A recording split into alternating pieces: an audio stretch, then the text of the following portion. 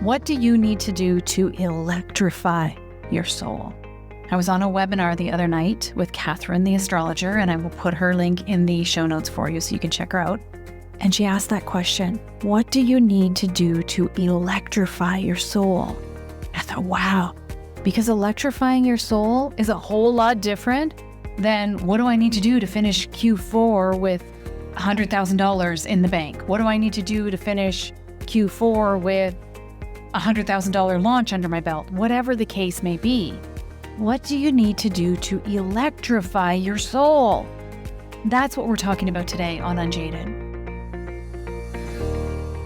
At the time of this recording, it is July 1st, which is the first day of the second half of the year. And I have walked you through many times on this podcast your quarterly review, where we look at your offers and your content and where you're bringing money in from, your traffic patterns, your ads, all of those things. We're not doing any of that today. Today, we are doing a lifestyle review. Yes, I encourage you to find your numbers, know your numbers, look at that data, because it is going to tell you a story. But here we're going to look at the story of your life. Are you building the business that fuels your life, that feeds your life, that electrifies your soul? Or are you building the business that consumes you, and not in a good way? I'm going to relate this to your human design signature theme. Each of the types has a signature theme, and I'm going to walk you through each of those. And then I have some questions for you so that you can have your own come to Jesus moment with this next half of the year. The thing that I would love to leave you with is, if nothing changes between July 1st and December 31st, are you going to be okay with that? And if the answer is no, then you got some work to do with this episode. I know you may be on the go right now, driving or walking your dog, getting your steps in. This is an episode that you're going to want to download and come back to so that you can actually do the exercises in the episode, so that you actually move your life forward and experience the very best that you're here to experience in your life. In human design, there are 4 signature themes. So generator types, which is generators and manifesting generators, have the signature of satisfaction. How satisfied are you with your life if you are a generator type? I had someone message me, I still remember this. She messaged me probably 4 or 5 years ago. I was fairly early into my human design business, and we were having a conversation about something else. She's a business owner. And I said, oh, what type are you? Do you know your human design? And she said, the only thing I know is that I'm here for my own satisfaction, and that's all I do with my life. And to watch this entrepreneur, she has done brilliant things. I'm sure she has had her fair share of crap outs as well, but you can tell that her soul is electrified in her business and everywhere else in her life. It's a powerful thing to come back to. Sometimes my human design friends and I will chat and we come back to, like, what areas of my life am I satisfied in? And there have been a few times in the last 6 months or so where me and people that I'm talking to have said, Adam, I'm not satisfied in one area of my life right now. So I know that something needs to change. Remember that nothing in human design is good or bad, it just is. So if you are a generator type and you are feeling unsatisfied in your life, something has to change, something has to give. If you're feeling frustrated, the not self theme of generators and manifesting generators, or you're feeling frustrated on a regular basis, that's there to tell you something. That's a signpost. Something is off track. What do you need to do to be satisfied? If you are a manifester, your signature theme is peace. How at peace do you feel in your life? There are a lot of manifestors who are continually on edge, who are continually forcing an impact on people, forcing an initiation on people, and they don't seem peaceful at all to themselves or anyone else. They're in this state of anger and angst. The not self theme of a manifester is anger. I have had the pleasure of working with some beautiful manifestors. And when they first come into their human design journey, they think that their anger is wrong. And actually, there's an episode on Unjaded, I will link in the show notes for you, where I speak with 3 or 4 manifestors, and they went to the theme of anger without me asking them. They really wanted to speak about anger. So if you're a manifestor and you're dealing with a lot of anger in your life, that could be a good resource for you because it's their lived experience. So if you are feeling a lot of anger, a lot of manifestors explain it to me as a constant irritability, as they can fly off the handle at any little thing. An elevator door closes too early. Someone's dog comes near their dog. Their child does something. I have a manifestor client who's been to several anger management programs. If she were chasing her own peace, her life would be a different story. So, how peaceful are you feeling as a manifestor? When that anger creeps in, it's telling you something's off track. What do you need to do in order to experience more peace in your life? There may be an informing piece that's missing for you. I have that experience with my manifestor clients over and over and over again, where they are not informing people to stay out of their way. So when you inform people as a manifestor, it's an act of love. When you inform people, it's a gift you're giving them to get out of your way. It lowers their resistance to you. They don't have their backs up, and then they don't try to help you. They don't try to get in there with you and get in your way, and you can't experience your divine flow, and then everything's off track and you're pissed off. But if you actually inform people what you're about to do, and that's what informing is, it's about you. It's not about the other. It's about you. It's to remove the resistance to you in action. So how can you set that up? That it's not the only thing that could be missing if you're not experiencing peace, but that informing piece is going to lay a lot of the groundwork for you. So how peaceful are you feeling as a manifestor?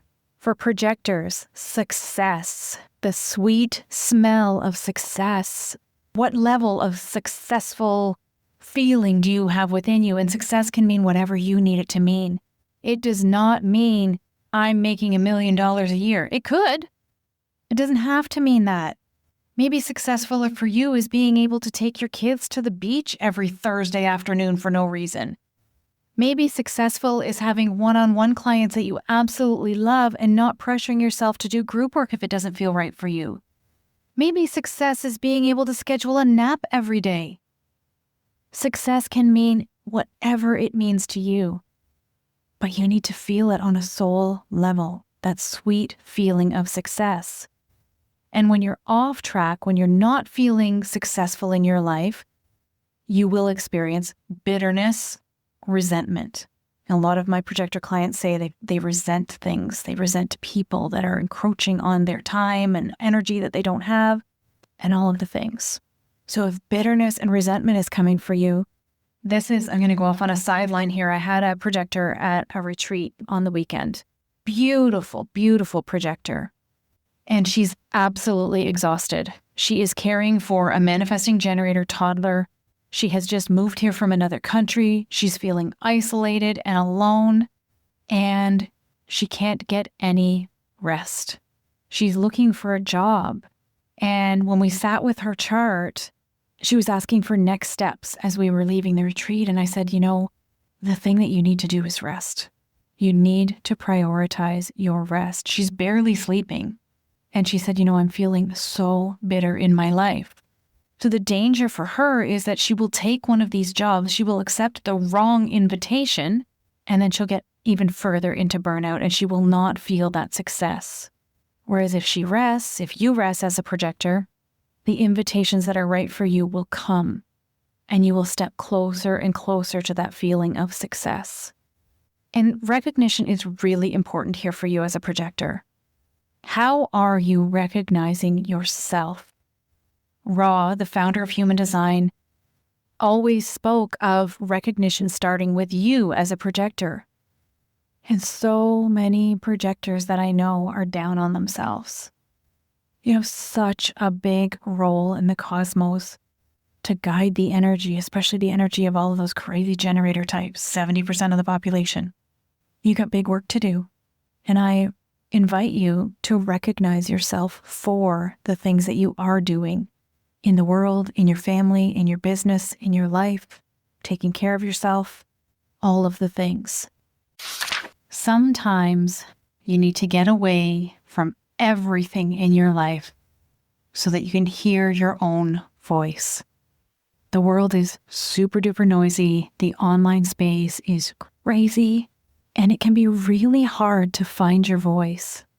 Or maybe you've been finding your voice, but it's still stuck under that lump in your throat. I am knee-deep in human design lakeside retreats this summer, and I would love to invite you to join me.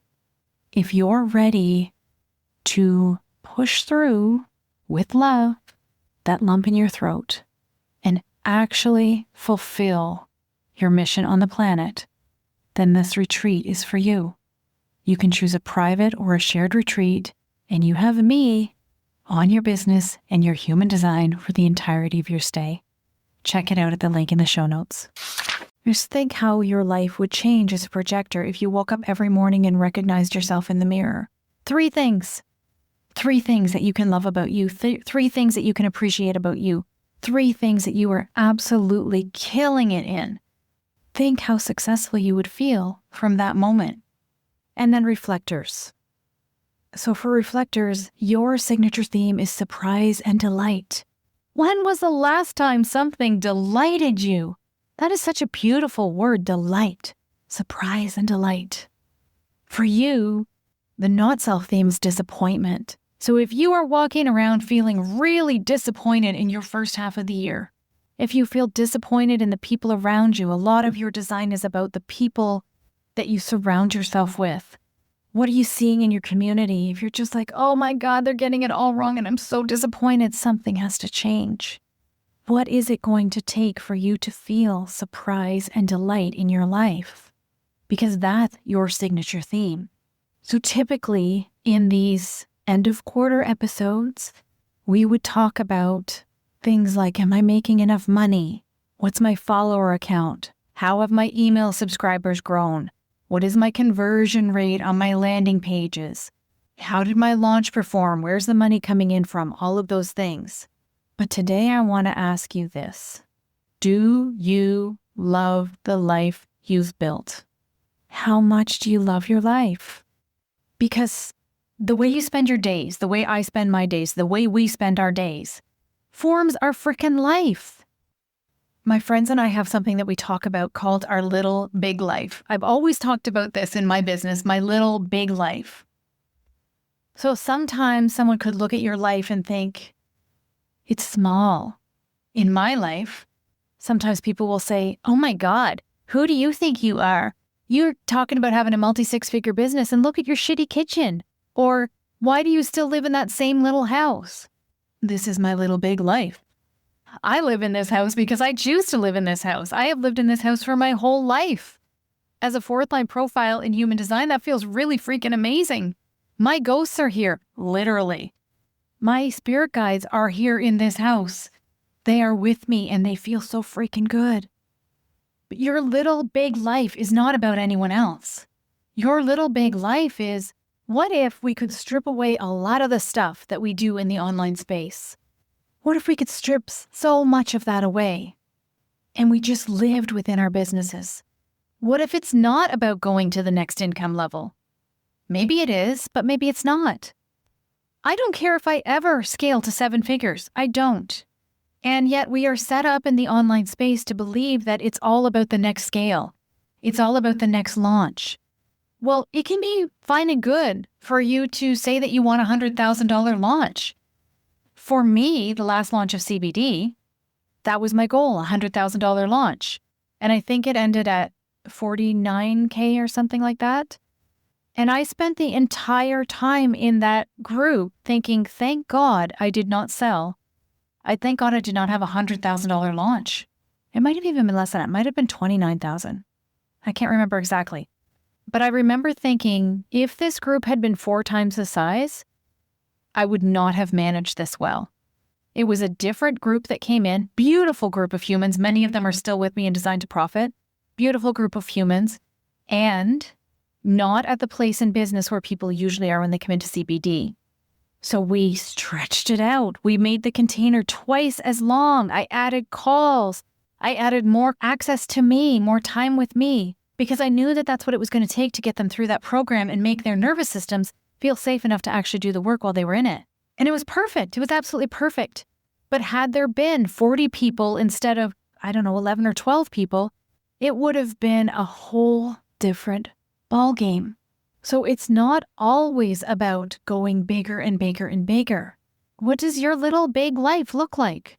Because a lot of times we're chasing the wrong thing.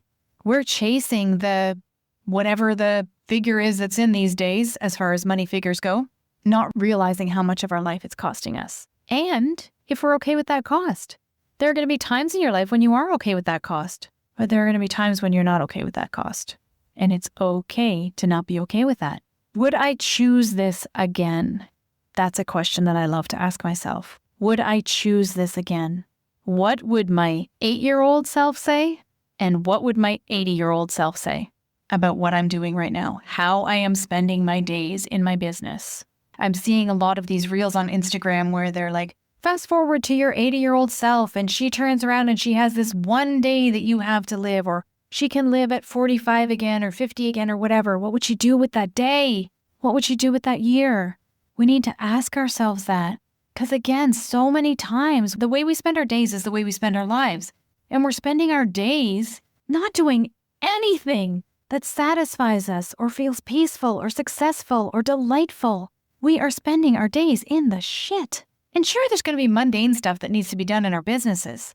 But it's really easy to let all of that mundane stuff become your life and walk around frustrated or pissed off or disappointed or bitter.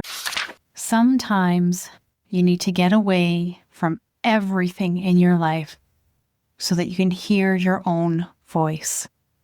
The world is super duper noisy. The online space is crazy, and it can be really hard to find your voice. Maybe you've been finding your voice, but it's still stuck under that lump in your throat. I am knee-deep in human design lakeside retreats this summer, and I would love to invite you to join me.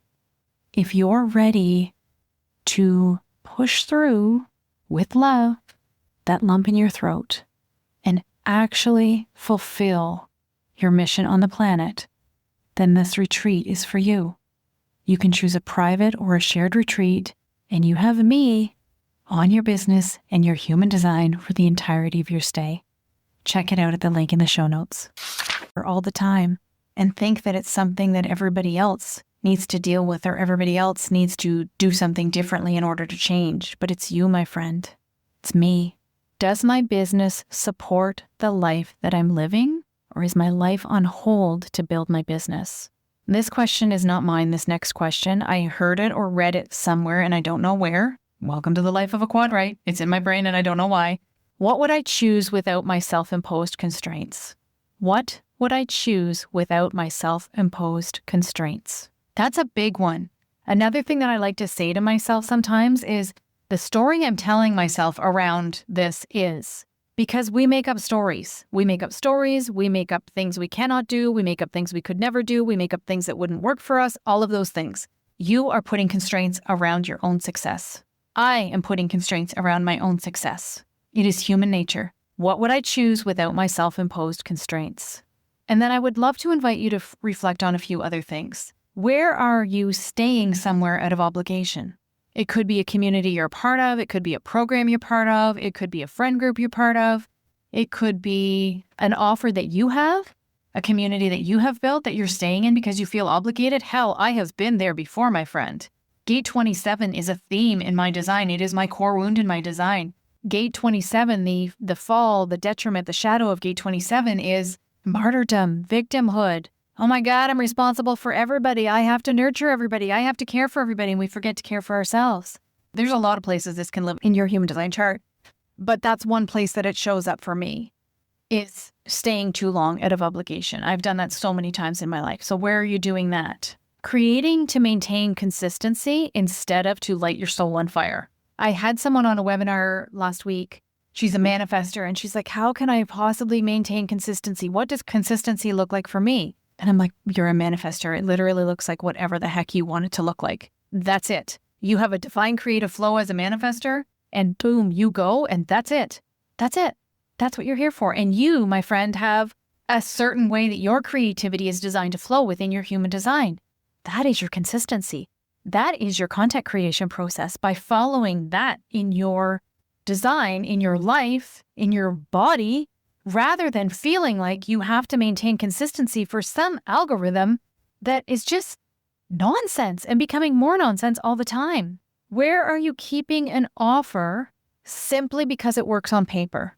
I see people do this all the time, where they have an offer that they, as the deliverer, as the entrepreneur, have outgrown, but it makes money and it's easy to launch and it sells on a regular basis, and their soul is dying every time they deliver the flipping thing, but they continue to deliver it. Is there a place in your business where you are doing that? And do you want to change that? What about maintaining friendships and relationships that drain you? I feel like there's so many times where we get these little signs, these little like drop-ins from the universe, from our spirit guides, from whatever, saying, this is done, but we don't let it be done. Again, it's another obligation we feel where that friendship is no longer serving you. It's no longer feeding your soul. It's draining you. Again, you feel maybe obligated to stay. And this is a big one. Where are you trying to be something? There's a lot of this happening in the online space right now. And it's back to the old AI conversation. But I'll have people say to me all the time, I'm trying to do this like a good projector. I'm trying to do this like a manifesting generator would. I'm trying to do this. It's like, you don't have to try if it's who you are. And it's not just about being a projector or a manifesting generator or whatever. It's like, how is my body leading me? Because you will feel that manifesting generatorness in your body. You will feel that projectorness in your body. And that's how your body wants to move through your business. So instead of trying to be something professional or funny or trying to do a reel the way that this one said to do it or that one said to do it or this will get you 5,000 followers or whatever, it's all so freaking exhausting. What if you were just actually being yourself? What if you were just actually allowing for your own self-expression to come through? And so what if it lands or not? That's the space, that's the era that we're stepping into. The astrology right now is lit. At the time of this recording, it's Mars and Uranus and a whole lot of other stuff going on. I mean, lit. It's not effing around with us. Another thing that was said on the webinar that I mentioned in the beginning of this with Catherine was that your talent is a gift you're asked to spend. Are you or how are you spending your talents? And then one final thought I would love to leave you with, and it's how I started the episode. What if nothing changes? What if your second half of 2026 mirrors your first half of 2026? Will that be okay with you? Not with anybody else, with you.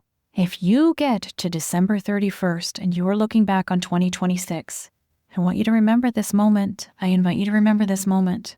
And I would love for you to look back on this moment and say, my God, that's the moment that I decided that it was going to be about me, that I was going to be satisfied or peaceful or successful or delighted. Everything else be damned.